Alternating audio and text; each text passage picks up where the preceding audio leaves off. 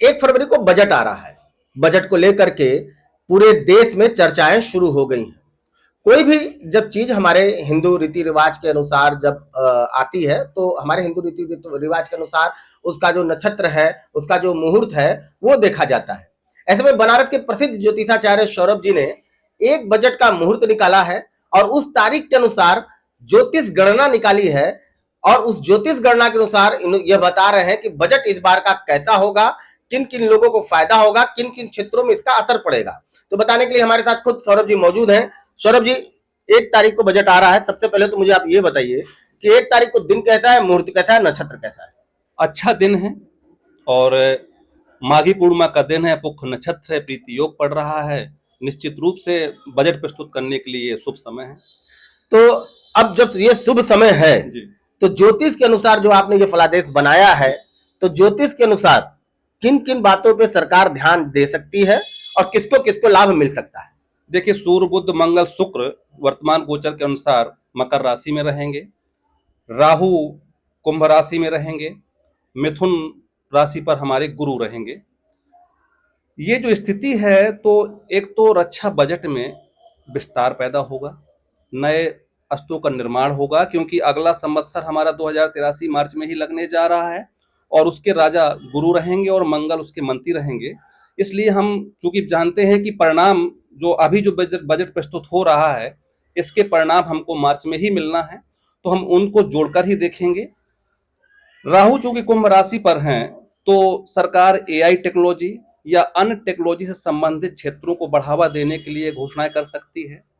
शनि इस समय मीन राशि पर हैं, तो सरकार जो लोअर तबके के लोग हैं, वर्कर लोग हैं, लघु एवं सूक्ष्म उद्योग धंधे हैं, उनको बढ़ाने के लिए भी ब्याज दरों में कटौती कर सकती है। सरकारी खर्चों में भी कटौती की जा सकती है। और गुरु मिथुन राशि में है, तो सरकार वरिष्ठ नागरिकों के लिए या जन कल्याणकारी योजनाओं के लिए भी कुछ अच्छी घोषणाएं करने को मिल सकती है। ऐसा हमको बजट में देखने को मिलेगा। और अगर और भी नक्षत्रों की बात करें, जैसा कि आपने बताया कि जो केतु है, शनि है और सूर्य है, ये प्रभावी होंगे। हाँ बिल्कुल, ग्रहों का तो सारे ग्रहों का प्रभाव रहेगा, लेकिन हम संवत्सर 2083 को जोड़कर देखेंगे तो उसके राजा गुरु हैं और मंत्री मंगल हैं। इस आधार पे हमको लगता है कि मंत्री और राजा मित्र हैं, तो सरकार एक अच्छे निर्णय जनहित में लेने का प्रयास करेगी और उसको निश्चित रूप से जनता को लाभ मिलेगा। यानी कि रक्षा संपदा, एआई जी और मजदूर वर्ग, बिल्कुल छोटे जो लघु और सूक्ष्म उद्योग हैं, उनको भी मजबूत करने के लिए सरकार कुछ अच्छे ठोस कदम उठाएगी। अच्छा, फलादेश की अगर बात करें तो फलादेश बड़ा इंपॉर्टेंट होता है, आपने बना भी दिया है। तो किस किस घर में कौन कौन से जो योग हैं वो इस बजट को प्रभावी बना रहे हैं? देखिए, सबसे ज्यादा तो गुरु का मिथुन राशि में होना और राहु का कुंभ राशि में होना। राहु कुंभ राशि में है तो सरकार कुछ नया हट के बजट लाएगी। जो पिछला बजट उन्होंने प्रस्तुत किया था, उससे निश्चित रूप से कुछ हट के नया बजट लाएगी जो जनता के लिए लाभकारी साबित होगा।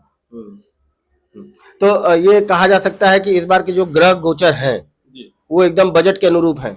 बिल्कुल अनुरूप हैं और हमारा ऐसा विश्वास है कि आगामी बजट जो महंगाई से राहत दिलाएगा, आम जनमानस पर कल्याणकारी योजनाओं के लिए एक अच्छा प्रयास किया जाएगा सरकार के द्वारा, और इस बजट की सराहना सभी लोग करेंगे, ऐसा हमारा पूरा भरोसा है। बिल्कुल, देखिए यह पूरी जो रिपोर्ट है, बजट है फलादेश का, वो गुरुजी ने तैयार किया और जो आंकड़ा इन्होंने, जो गणना इन्होंने किया, उस आधार पर साफ है कि इस बार जो बजट है वो ऊंचे तबके के साथ साथ जो नीचे तबके के जो मजदूर हैं उनको फायदा पहुंचेगा। रक्षा संपदा का बड़ा बजट आ सकता है। एआई तकनीक को भी लेकर के सरकार एक बड़ा जो है वो ऐलान कर सकती है।